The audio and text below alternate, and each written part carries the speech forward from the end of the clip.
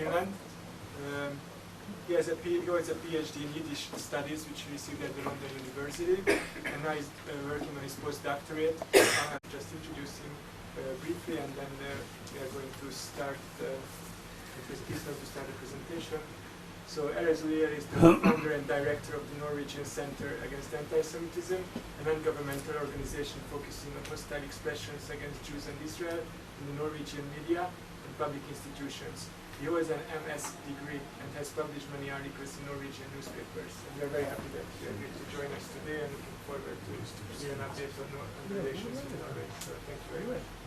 Thank you very much. Thank you for the invitation, Manfred and all of you. I'm not so well, and I can't still compete with Luciano Pavarotti that we lost recently. So if you don't hear me, please remind me to speak loudly.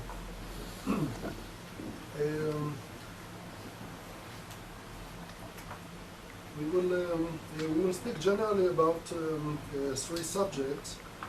And we will touch some other subjects that have to do with Israel's relations with Norway, anti-Semitism, and the bottom line is where we are going to from here, because the situation is serious, as all of you know. Unlike the situation in the Netherlands, that we know is very good. So if we will, if you don't hear something well or that question, we can take it later, or yes? Okay.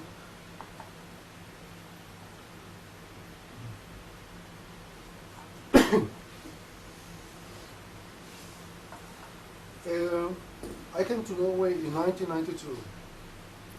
I was busy in other things. I completed a short time later my master degree.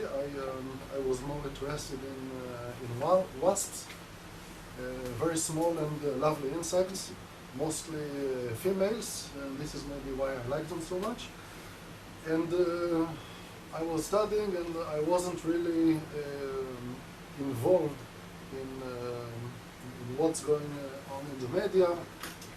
It was more of ecology, like Manfred, and agriculture and other things. And it was generally quiet. Of course, when you see international media, you learn immediately that Israel is the most important country in the world. Not because you believe it, but because they believe it. Because you see the name of Israel all over. Too much. This is why I like people from Vietnam and the Far East. They don't care about Israel so much.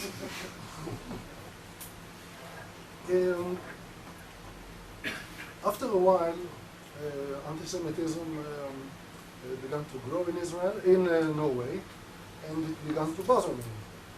I couldn't concentrate so much on my studies, and from time to time, I began to use more of my energy to be irritated and frustrated because of what I read and see on TV.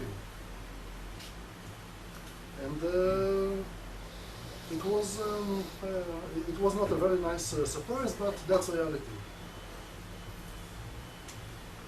I didn't understand exactly what's going on, because what we learned about anti-Semitism before is not what we see today, and we see a lot of discrimination and very nice tuned anti-Semitism that is argumented in such a lovely way that is almost easy to accept and digest.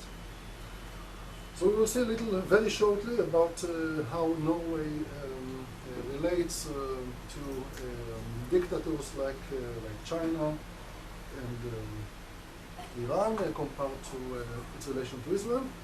We will see a little of the relations of the Jews in Norway to Israel.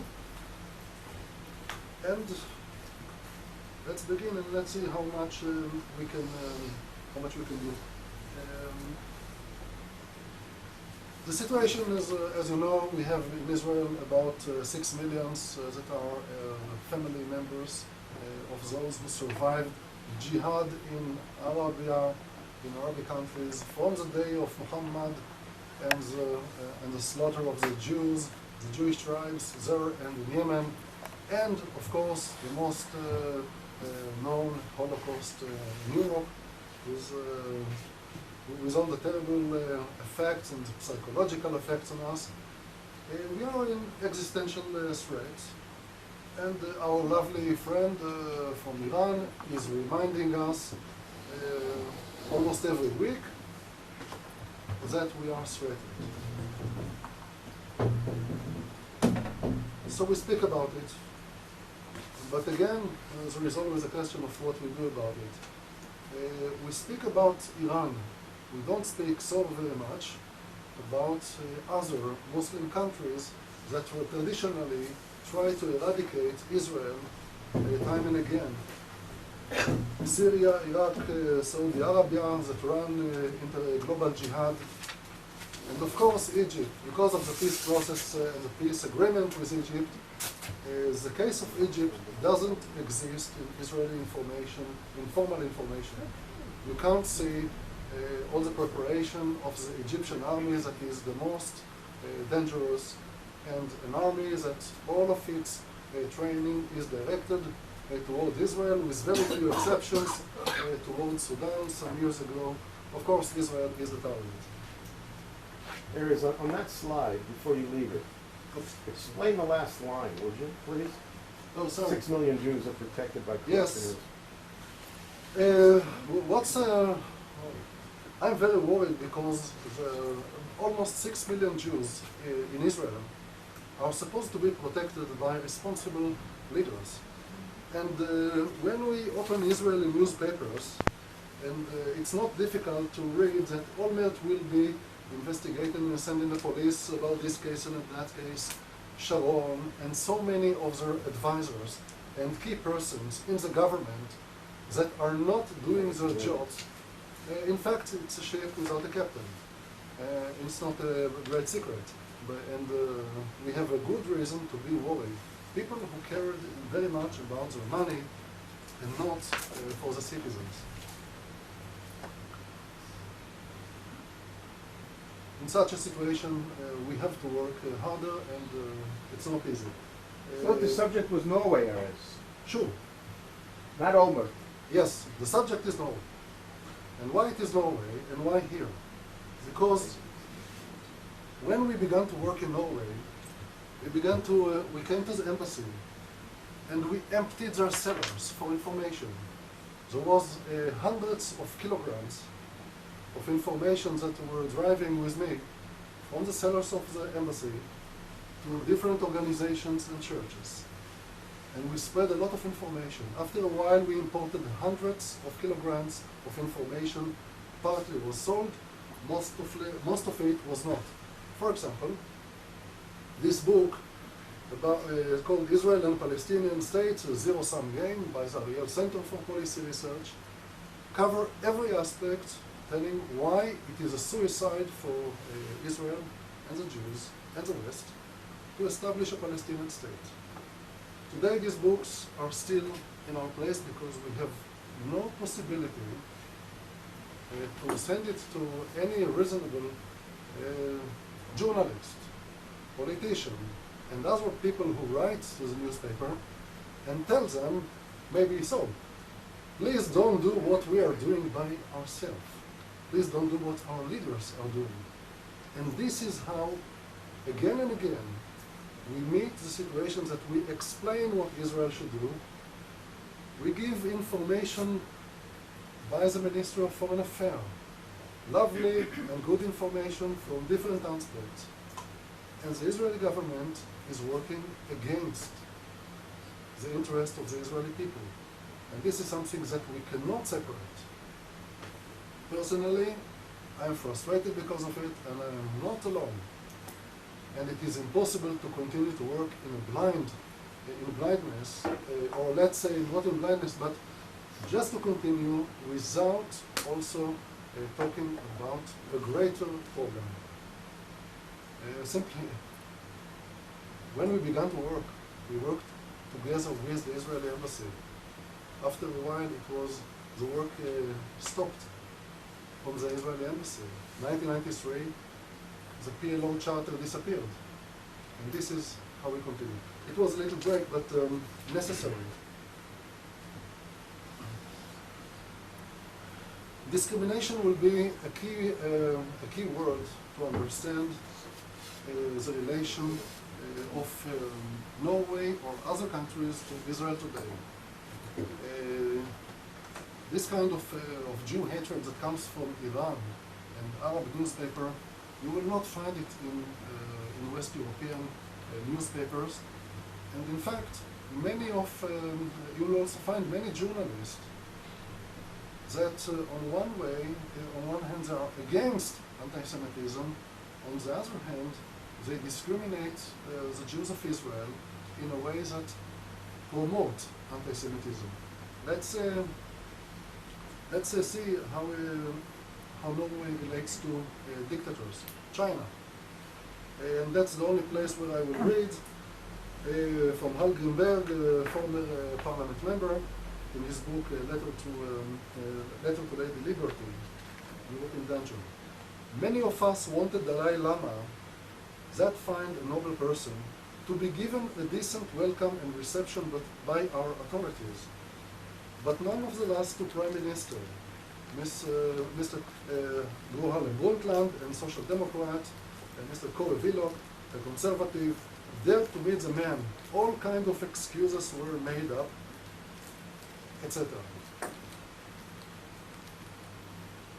What they had on the stake was relations to Tibet, the small Tibet, with nothing whatsoever to offer, unless you really like tourism, or you like Tibet, or peace, or brotherhood, or whatever. China have a lot of money to offer in, well, after all, 1 billion people with a growing industry.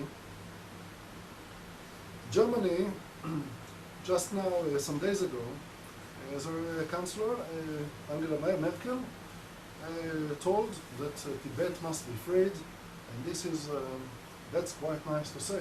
Germany invests a lot in China. There is very much money, German money on the stake.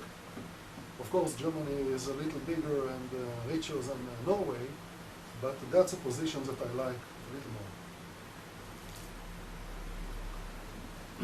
Generally, there are two countries that are problematic for Norwegian foreign affair, and I would like to accept corrections on the spot if you have. Israel and Cuba. Israel, because of course it's the most problematic countries for Norwegian diplomats, and the Israelis do a lot of bad things. As you know, there is a lot of criticism.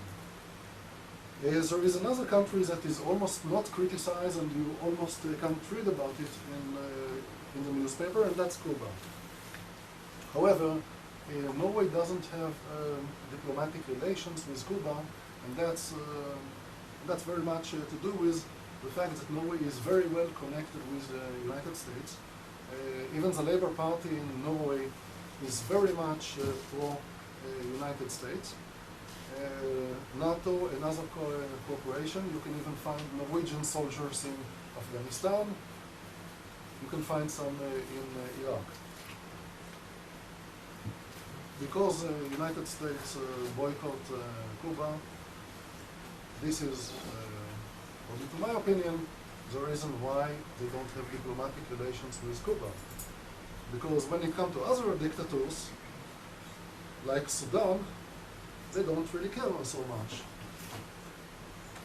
So if we say that about 2 million people in Sudan were murdered, many displaced, and the Norwegian government don't care so much, human rights or justice are not so important as we would like to see.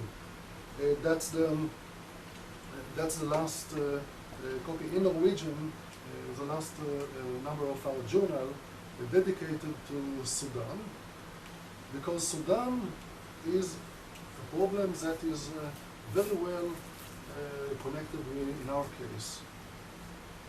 But anyhow, Sudan is not a big subject.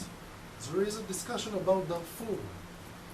But South Sudan, where the oil is, where the great massacre is, where the great deportation of Sudanese, mostly Christians and other native religions, African religions, where that occurs, there is nothing to read in newspapers. Politicians doesn't speak about it, and unfortunately also journalists.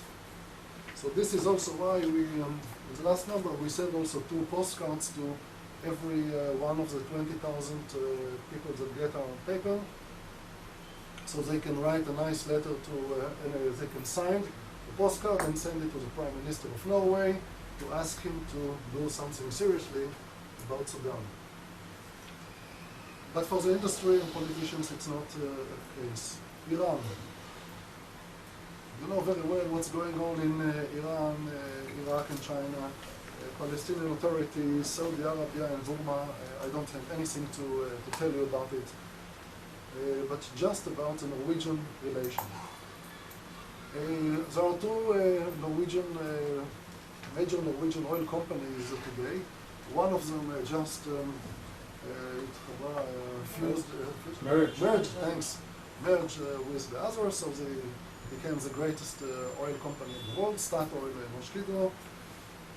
And Statoil was investing in Iran. In Iraq, it's a much smaller company, but also governmental, the Norske Oljeselskap, DNO. This is how they try to utilize, of course, oil and to make more money. Norway doesn't need oil for its economy. Norway is the 3rd greatest exporter of oil today. It was the 2nd after Saudi Arabia, but now Russia became as the 2nd exporter. There is totally good relations with Iran. There is some criticism now, especially when there is much noise in the newspaper. But the Minister of Foreign Affairs from Iran come to visit Norway, and when there is a press conference, the Norwegian Minister of Foreign Affairs say some words about it.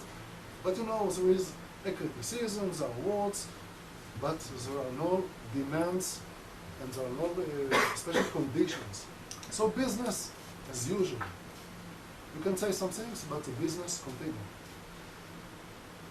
No problems with China, no problems with the Palestinian Authority.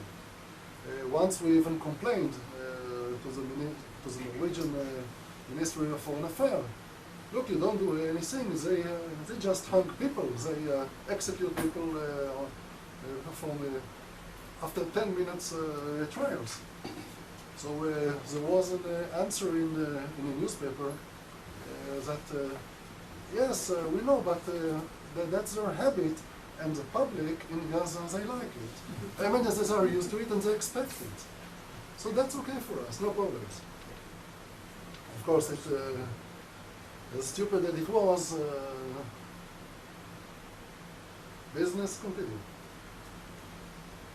Saudi Arabia, they get a lot of visits from Norwegian ministers from the right and from the left, from the extreme socialist and other, and government come, government goes.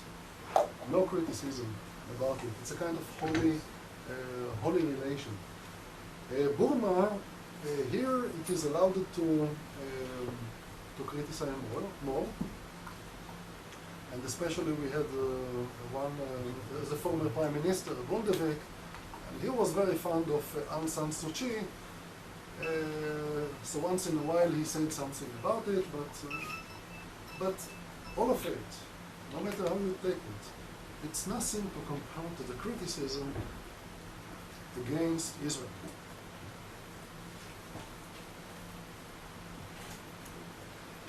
So it's not new that energy is a demand of every industrial country. We need energy if we want air condition here, if we need light for the TV or for the computer here. And there is something that we can do. It's in Israel and in the West generally. We can invest a little more than we do today in alternative energy sources. It's quite amazing, but the budget, the research budget for alternative sources is so low, even in a country like Israel, that it's you can laugh or cry or whatever, but we can change it. Israel is one of the richest countries in the world. We cannot, for example, pay for experiments on nuclear fusion that can be clean and cheap and whatever, but we can participate, and we have a lot of good brains and people that are used to think like, like yeshiva students that are trying to get what's the better solution and whatever. Here we can contribute a little. I'm sure that Manfred, that is a little more polite than I am, he didn't remark until now, but I mix very much here the terms of anti-Semitism, Jew hatred, and so. And this I do, I will do it, and I will continue that. And my point that I noticed after some years that no matter how you can call it and how you define it, if it has something to do with the Bible, with the Jew, with Judaism, it's bad. So I think that Sinat Israel or Israel hatred is the old term that we can find in Jewish sources is also quite good today, but I will not be consequent.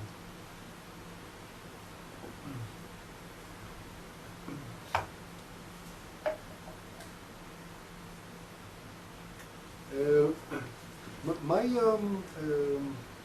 last point about what I think the government can do. First, I think that it is not difficult to find to fight Jew hatred in Norway and in other places much better and to reduce it. We cannot get rid of it, but we can. I believe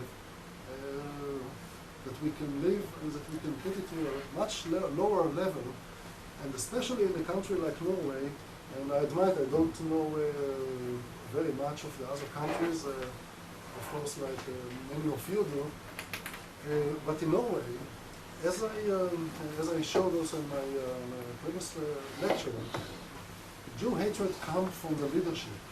It comes from very few spots, from the leaders of organizations, party, government, and it's not so well rooted in the.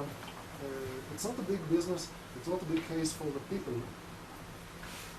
but more for leaders of churches, and when we criticize them, leaders of organizations are very sensitive to their position. They think about the convenience, so we can use it.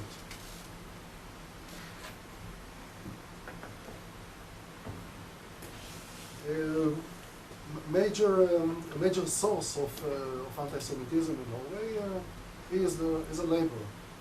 Everything that is from the youth organizations to prime ministers, ex-prime minister, whatever, the labor is very active, and as a factor, it is much more serious than the radical left wing. Of course, because they sit also in more influential places, and there are many more. But the real public in Norway is not interested, well, like in Israel. People are interested in money, traveling to nice and warm places. Right now it's about 0 degrees in Norway, so then people want to travel to Turkey, Greece, Tenerife, and etc.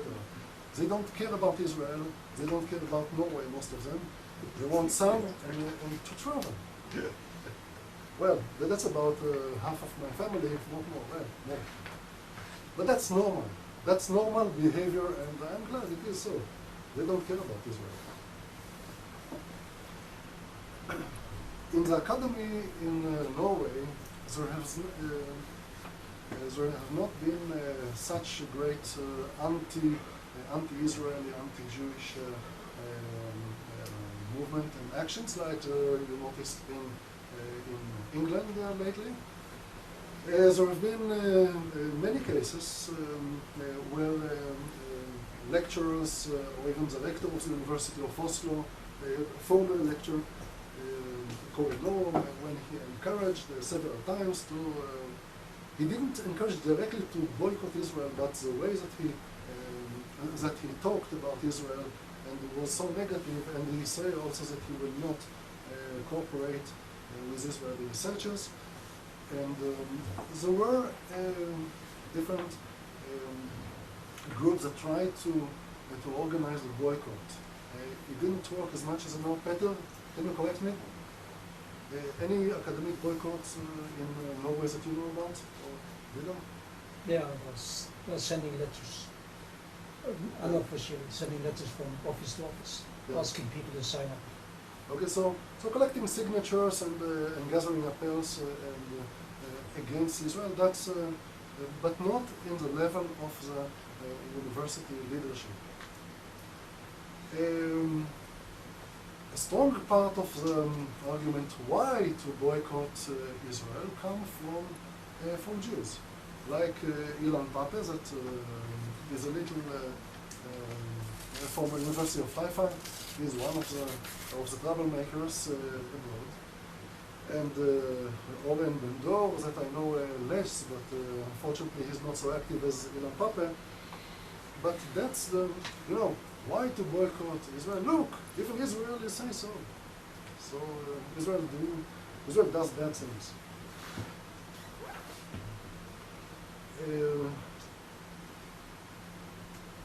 Again, just to show very shortly, you can see, look, Israel is a very small country, and if you have to choose between the smaller, between the underdogs, the stronger, we all want to have strong friends. It's only a myth that we like to support the weaker, and so I want to be on the safe side, on the strong side. And Israel cannot compete with that's the greatest Muslim organization in the world, the Organization of Islamic Conference, with 1/3 of the countries in the UN. Israel cannot compete, and with the oil that they have, we cannot compete.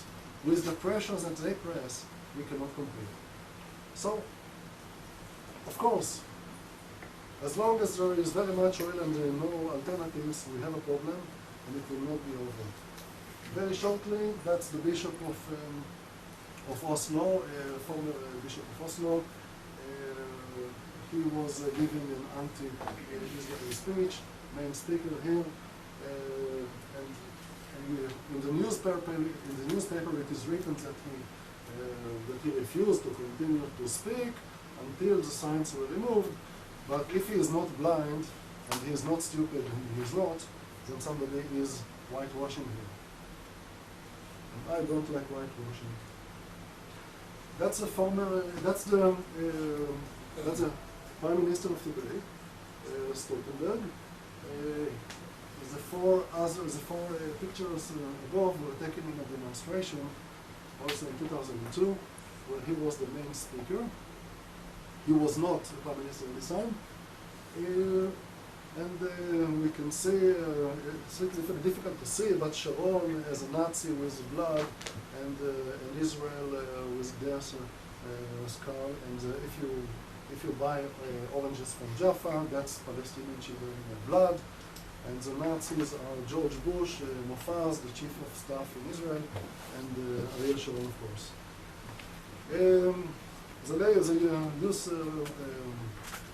The youth movement of the labor organization doesn't have a problem with having good relations with Fatah Youth.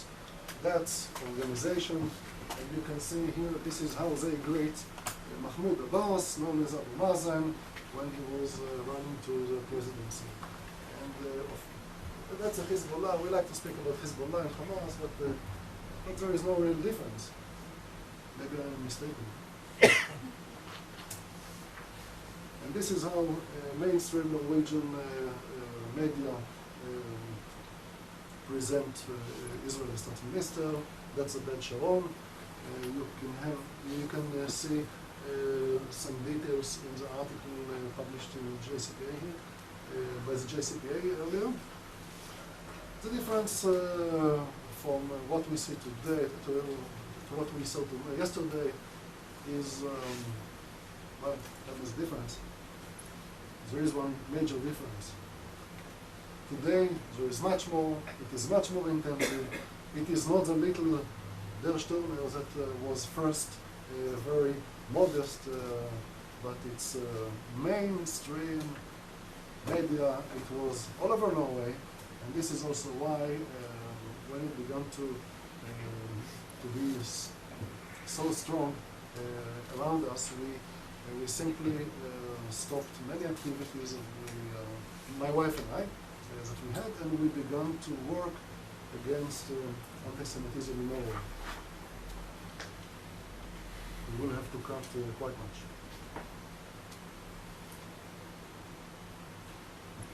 The good things to remember as generally is it's good to speak about what people do, but it's more important what we do.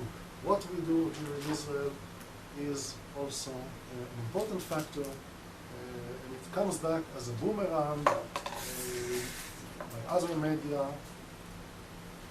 When we do, and when we are decisive, and we go straight, I don't believe that we will be so much attacked. As after a while, time goes, and things are forgotten. But anyhow, it's important to remember what matters is not what the Gentiles will say, but what the Jews will do.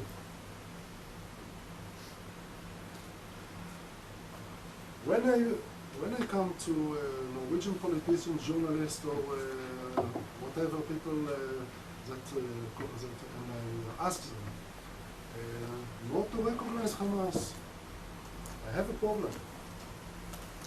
Because what's the difference between the Hamas that is invited to Norway today and the PLO that was invited to Israel? There is no difference, in fact.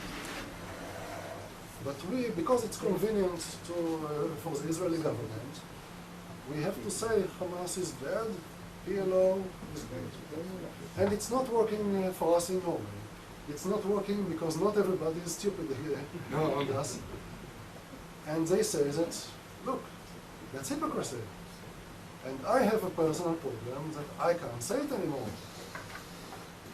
I support Israel because of moral problem. I am also, it's kind of, we have to do it. But if it's not moral, I can't do it anymore. So we have to stop doing it also in Israel. We have to stop, support the problematic people. When Mahmoud Abbas is invited to Norway, that's the foreign minister of foreign affairs, and that's his colleague, Solheim. He was invited to Oslo, well, it's recent, but later he was invited earlier he was invited to Oslo when Ariel Sharon was not. And that was a kind of interesting discrimination. Abbas was also invited to the parliament and to the king. Sharon was kept in a remote small city.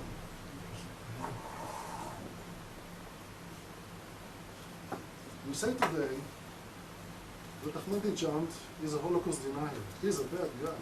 It's not nice to be a Holocaust denier. We all know that.